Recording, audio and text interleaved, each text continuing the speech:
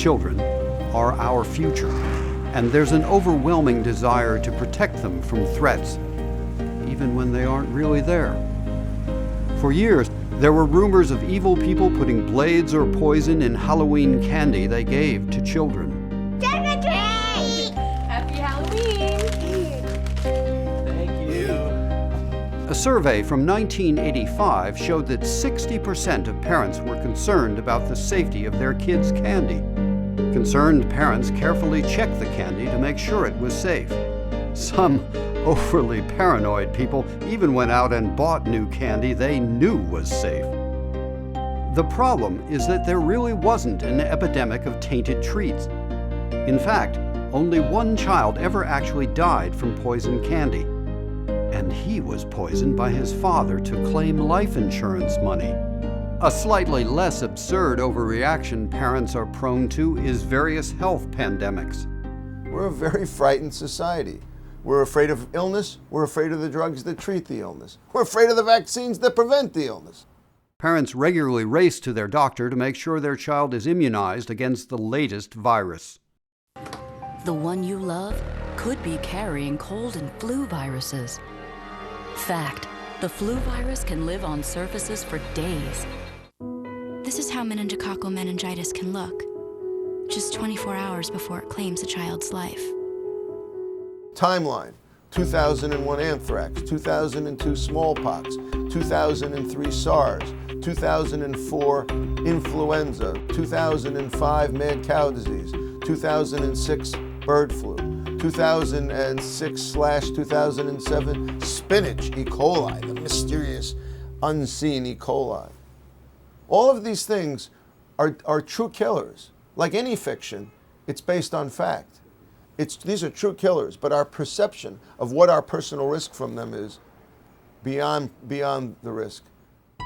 It seems like everything is a threat to our children's safety. Let's face it, I'm all about protecting kids. If you watch the show, you know that's where I'm coming from. We have 3 sex with my teacher stories in one day. Let's break them down for you one by one. You've heard the old nursery rhyme, good night, sleep tight, don't let the bed bugs bite. Bed bugs are invading bedrooms across America. How bad is the problem of bed bugs in this country? I would say it's spinning out of control. But the biggest threat to our children is sexual predators. These deviant pedophiles are stalking our children. Apparently, they're hiding out at the schools, parks, and malls. They've even made use of the latest technology, the internet. So just how safe are our children? Could a stranger lure your child away? Have you spent time thoroughly teaching your family how to protect themselves against abduction? And do you even know what to teach them? He's 32, she's just 16. A Riverside man is accused of using MySpace to lure a teenage girl into a sexual encounter. From the heartland to the halls of Congress, our series of investigations into computer sex predators has raised concerns about the exploitation of children on the internet. Sexual predators and con men have found their way into the internet. They'll find their way into the virtual reality too.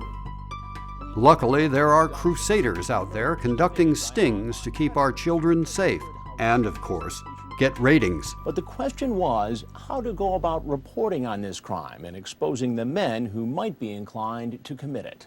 You're naked, there's a 14-year-old girl, you're chasing a cat around, you've got Cool Whip. Is that a scare tactic? Of course it's a scare tactic. It turns out random child abductions and molestations are very rare. The myth of the missing children is something that really took off in the early 1980s.